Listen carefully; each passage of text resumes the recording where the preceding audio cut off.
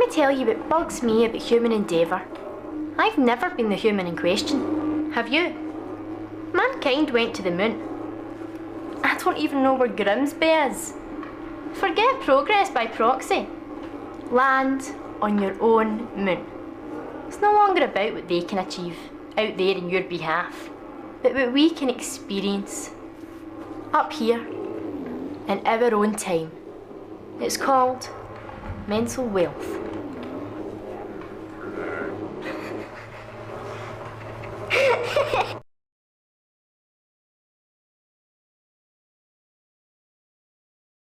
What you just watched is one of the most viral videos on the internet, called by many, Alien Girl. The video starts with the girl sitting down in what looks like an interview room, and saying, "Let me tell you what bugs me of the human endeavor. I've never been a human in question, have you? Mankind went to the moon. I don't even know where Grimsby is. Forget progress by proxy. Land on your own moon. It's no longer about what they can achieve out there on your behalf, but what we can experience up here and of our own time. And it's called mental wealth." The video ends with the PlayStation logo appearing, and the girl laughing at someone or something, off screen. Despite it seeming like a message from aliens, and many viewers interpreting it that way, the video is actually just an advertisement for PlayStation. And the girl is an actress called Fiona McLean, who has been interviewed by Games Radar about her experience shooting the ad. "I got paid quite well. I think I got 10,000, which after the agency took their cut was about 8,000, which felt like so much money to a 17-year-old. I think it was the son who had the rights to the story, the unveiling of what I actually looked like. They told me not to let anyone take a picture of my face so that their exclusive wouldn't be blown. Then one day I woke up and there were paparazzi outside my house. Not loads, only 2 or 3, but I was living in this little flat with my mom at the time, and it was quite unlike anything that went on around there. I remember wrapping my face in a scarf and running to the car when I had to leave. And then the sun revealed my real face. I think I got interviewed by BBC News too. And then I got recognized a fair bit. Even now, 20 years later, people seem to find me on the internet and send me emails saying, 'Hey, are you the girl from the old PlayStation advert?' I think if that advert aired today, it wouldn't have made such a stir, because there's so much noise, and people aren't glued to one channel and sitting through advertisements. But at the time, I certainly hadn't seen that kind of technology of manipulating someone's face before. People genuinely thought that's what I looked like. It felt so new. In fact, they didn't even tell me what they were going to be doing to my face. I only knew when I saw it. There wasn't a lot of direction. It was quite relaxed. There's a bit at the end of the advert where I laugh, because someone has said something off camera, and they just left it in. They sat me in this room, but beyond that I pretty much did it my own way. They just told me to speak the script to camera. They told me they were going to do something to my face in post-production, but I didn't know to what extent. So that was a shock.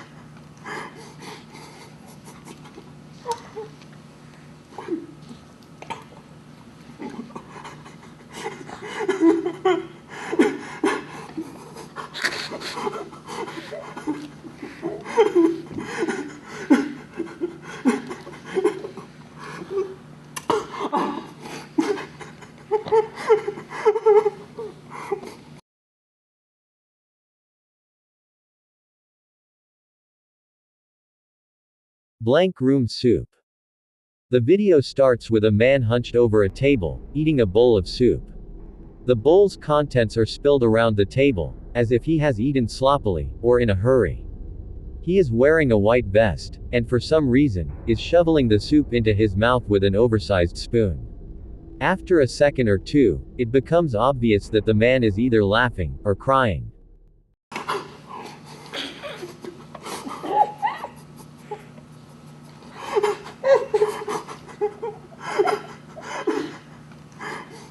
Suddenly, a humanoid figure appears at the door and enters the room. The figure is black and white, wearing a black golf neck, with perfectly symmetrical black hair. The only features on its white face are two, widely spaced, button eyes. Approaching the sobbing man, the strange figure rubs his shoulder and back comfortingly. The pair are joined by another strangely suited character, identical to the first.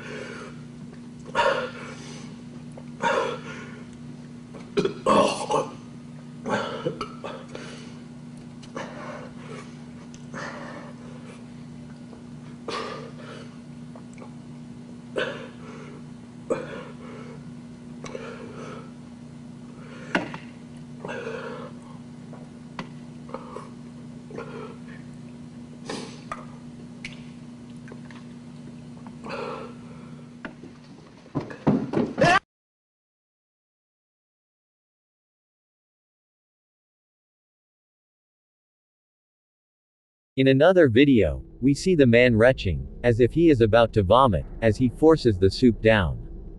The camera cuts out, just as one of the strange figures rushes toward him.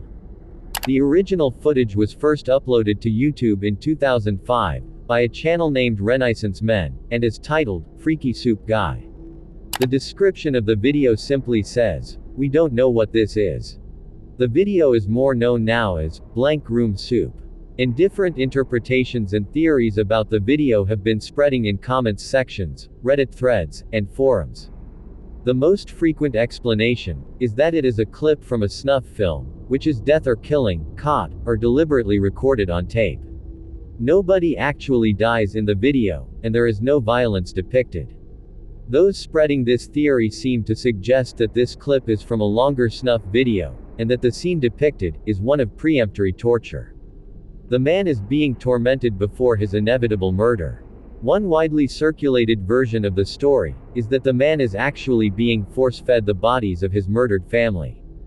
Other variations include the idea that the man is being force-fed something poisonous, or that contains something like glass, that will cause him to die in great pain later. A simpler variation is that the man is continually force-fed without stop, as punishment for some crime, forced to eat even though he is full until his stomach explodes. All of these scenarios would indeed fit with the snuff video theory, as they would make it a depiction of a coerced, or forced suicide. Another theory suggests that this video depicts the afterlife or underworld. That it is footage from a form of hell, where people are punished for their crimes/sins. The figures in the video were actually created by a man called Raymond Percy, an artist who worked as a director on The Simpsons, and now works for Disney. He is also the voice of Flash the Sloth, in Disney's Zootopia movies. The humanoid characters are known as Ray Rays, and were drawn out of doodles Percy developed of himself. These doodles came to life as three-dimensional incarnations, and were depicted by folks in suits, as part of a performance art piece during the Burning Man festival in the early 90s. The suits and characters were used in performance art pieces, and on stage during musical performances. Ray Rays have had an online presence in videos and profiles, on platforms like MySpace and YouTube for many years, with several of the accounts having been created and posting content, well prior to the first uploading of the infamous video in 2005.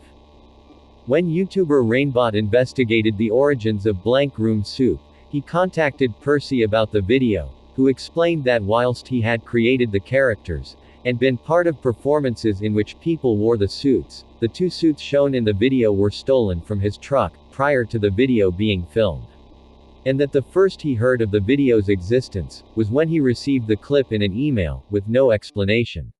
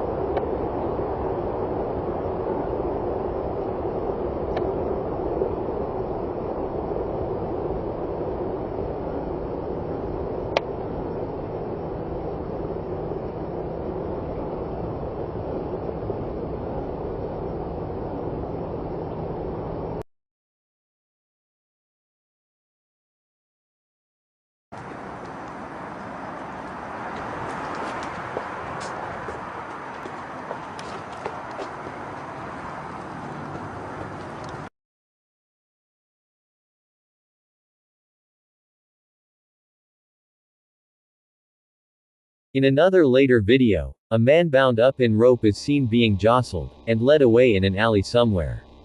At first glance, this seems to have more sinister implications than the soup-eating video.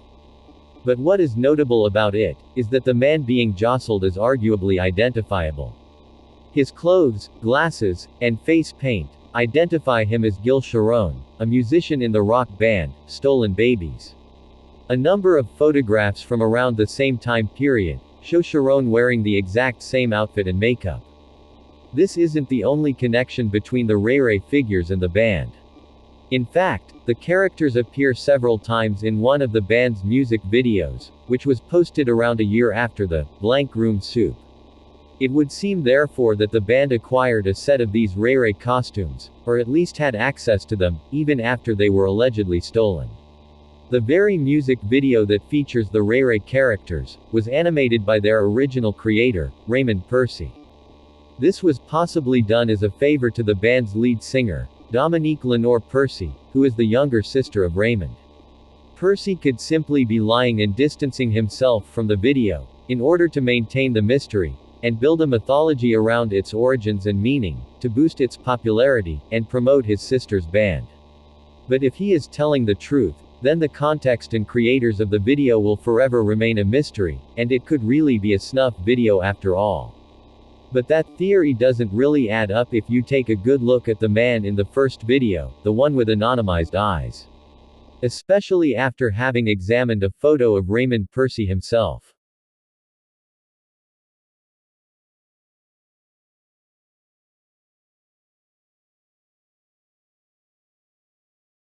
It all started at my friend's party. He's an artist who rented out a loft in the industrial part of town, which is a bunch of abandoned old factories crammed into 10 blocks. I partied a little too hard that night, and decided to crash on a couch at the loft. In the early morning, I called my girlfriend and asked her to come pick me up. She told me she would be there in about a half hour, and that she would give me a call when she was outside. My phone died 10 minutes later, so I decided I would sit by the window and watch for her car. As I sat there, I started falling asleep. A crashing noise outside woke me up. I looked out the window and scanned the area, but didn't see anything. However, across the street from the loft, near the dumpsters and the mountain of garbage bags, I did see a computer and monitor smashed against the floor, that hadn't been there before. When my girlfriend arrived, I went downstairs and greeted her. Just as I was about to get in the car, I remembered a friend of mine who'd blown out his power supply. So I decided to walk over to the dumpster, and see what I could salvage. The monitor was worthless, but the tower seemed to have suffered almost no damage, so I put it in the trunk and we drove off. About a week had passed and I completely forgot about it, until my girlfriend called to let me know that it was still in the trunk, and that she wanted it out. So I brought it home. Before I took it apart, I decided to hook it up to my monitor to see if it still worked. To my surprise, it did. It ran Windows XP, and looked like it had been wiped clean. I decided to search for pictures, but my search came up with nothing. Then I searched for movies, and one came up. It was an AVI file inside a folder titled, Barbie. The movie was about an hour long, and was made up of what seemed like raw exported footage. The footage was of this woman sitting on a chair, and talking against a white backdrop. I skipped through most of the movie, and it was all the same continuous shot. I decided to sit through the footage to find out what she was talking about. 15 seconds into it, the audio became extremely bad, and her voice was drowned in harsh static background noise. I couldn't make out a thing. I imported the footage into Final Cut, and tried to mess with the levels to isolate her voice. It helped a little, but I still couldn't hear what she was saying. I began to really pay attention to her face and body language. It seemed that she was being asked questions, because she stopped at times to listen, and then continued talking. About 15 minutes into the footage, her face began to redden, as if the questions were bothering her, but she continued to answer anyway. Shortly after, she started to cry. She sobbed hysterically for the duration of the film. One of the few words I could lip read was, skin. She repeated this word many times throughout the footage, and at one point, she even pulled at the skin from her arm and mouthed the word. She seemed to be unhappy with it. About 40 minutes in, she was crying so hard she could barely look at the camera. She stopped talking at this point.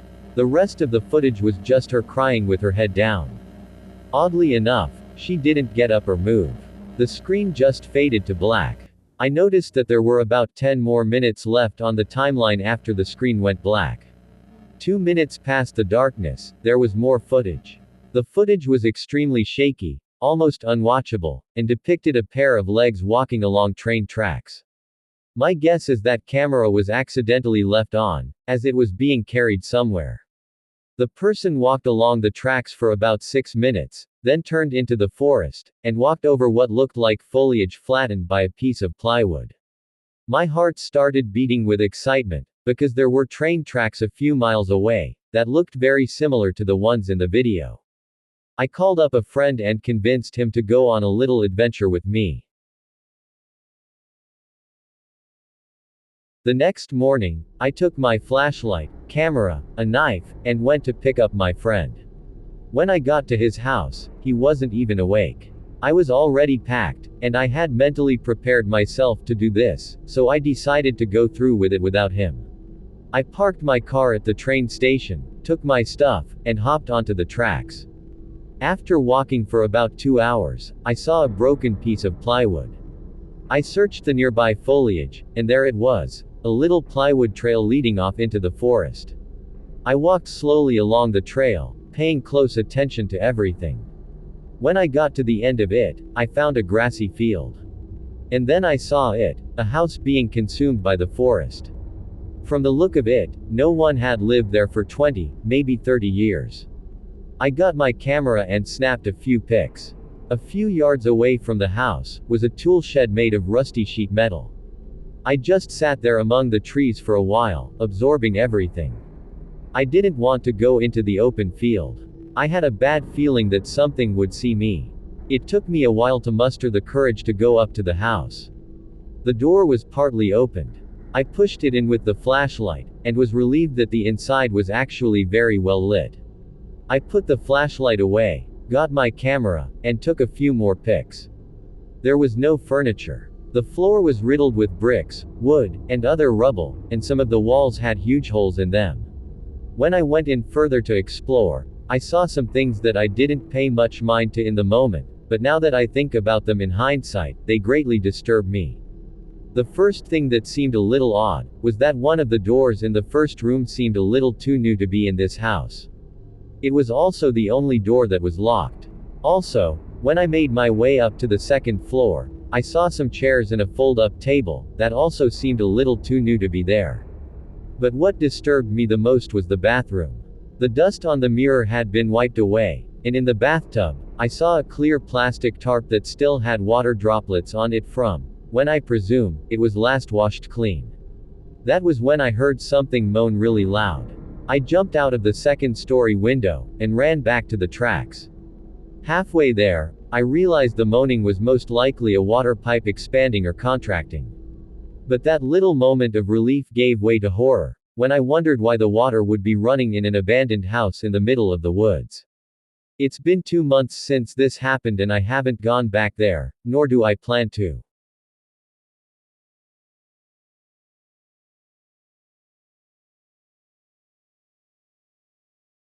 The story you just heard is purely fictional. It's a creepypasta written by someone, and can be found on Creepypasta Wiki. While we don't see most of what is described in the story, the footage is real and the woman has been identified. The quote-unquote found footage was released shortly after the story was published, which is why so many people believe the story to be true. During the video, the camera zooms in on the woman, revealing that she has a mutilated arm. This has led internet users to theorize that the woman suffers from a mental illness called body integrity identity disorder, which makes a person believe that a part of their body doesn't belong to them, and inflict bodily mutilation onto themselves. And that the video is footage of some kind of therapy session, or post-trauma treatment. This theory is supported by this part of the video, in which we see, for a very brief moment, the initials of the disorder written on the screen. But the video is actually an edited version of another one, and the initials and creepy background noise were all added by someone. The actual origin of the footage is from an interview of a woman named Sharon, who is a survivor of a washing machine accident, in which she lost her arm. And the interviewer is a man named Mike, who works with amputees for his magazine. Allegedly, the video was circulating in an online fetish community, before it got turned to creepypasta.